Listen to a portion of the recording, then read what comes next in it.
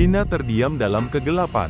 Satu-satunya sumber cahaya di ruangan itu adalah layar ponselnya yang menyala, menampilkan panggilan masuk dari nomor tidak dikenal. Jantungnya berdegup kencang. Ia mengangkat telepon dengan tangan yang gemetar, berharap suara yang ia dengar sebelumnya hanya sebuah ilusi. Namun, suara itu kembali. Tidak terdengar seperti suara anak kecil lagi. Suara itu adalah suaranya sendiri, terdistorsi, penuh kecemasan. Keringat dingin mengalir di dahinya. Rina mencoba menutup telepon, tetapi layar ponselnya tidak merespons. Ketegangan di udara semakin terasa. Suara itu berlanjut, semakin panik, semakin terdesak. Rina merasa tubuhnya membeku, tak mampu bergerak. Tiba-tiba, lampu apartemen menyala, mengungkapkan ruang yang tak berubah. Bayangan anak kecil yang tadi ia lihat di sudut ruangan sudah menghilang. Namun ada sesuatu yang tak biasa. Di depan pintu kamar, ada sebuah cermin besar. Rina merasa dorongan aneh untuk mendekatinya.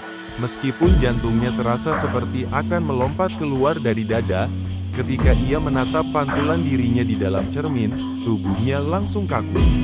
Sesuatu yang salah, pantulannya tidak sama. Wajahnya yang ada di cermin pucat, dengan pakaian yang berdebu dan sobek.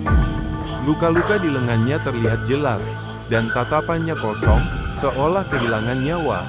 Rina mundur sedikit, mulutnya terasa kering. Tetapi, bayangan di dalam cermin mulai bergerak sendiri. Matanya mulai menyuarakan ketakutan yang sama yang ia rasakan. Namun suaranya teredam dalam desisan yang menyayat telinga. Aku yang asli, aku yang terperangkap di sini. Itu bukan aku di luar sana. Kakinya gemetar. Ia ingin berteriak, tetapi tak ada suara yang keluar. Dalam kebingungannya, ia menoleh ke belakang, berharap bayangan di cermin hanya khayalan. Namun, tidak. Di belakangnya, di tengah ruangan yang hening, sebuah sosok kecil berdiri dengan senyum tipis yang tampak terlalu akrab.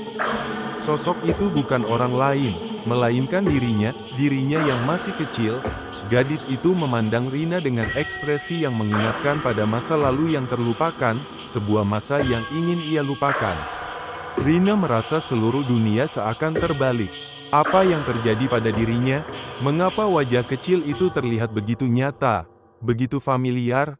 Sosok kecil itu perlahan berkata, suaranya tenang namun menyeramkan. Akhirnya kamu sadar.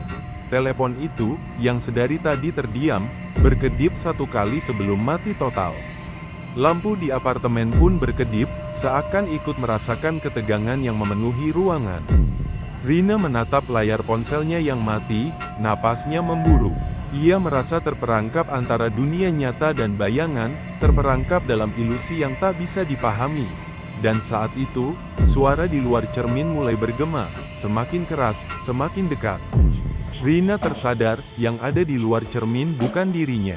Yang asli terjebak di dalam sana. Semua ini adalah permainan bayangan. Dan Rina akhirnya mengerti, siapa yang sebenarnya ada di sini, dan siapa yang benar-benar terperangkap dalam gelap. Namun, ketika ia menoleh ke sosok kecil itu, mata gadis itu tiba-tiba kosong, senyumnya menghilang, dan yang terlihat hanyalah sosok yang tak bisa ia kenali, sesuatu yang jauh lebih gelap dan lebih mengerikan.